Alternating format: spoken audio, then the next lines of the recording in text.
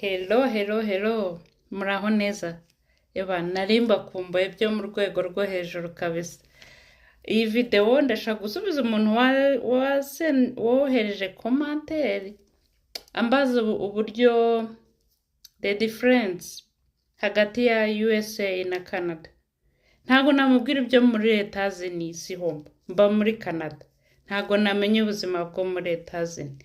Nge namubwira ubuzima bwo muri Canada kuko niho ndi. Ubwo rero nagira mubwire nti muri Canada ushobora kuhabona akazi, ushobora kuhabona ishuri, ubuzima buragenda. Yego ibintu bitangiye guhenda kubera intambara biri muri Ukraine.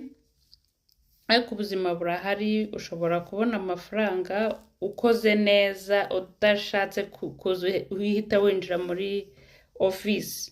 Hari abantu benshi bashaka kuza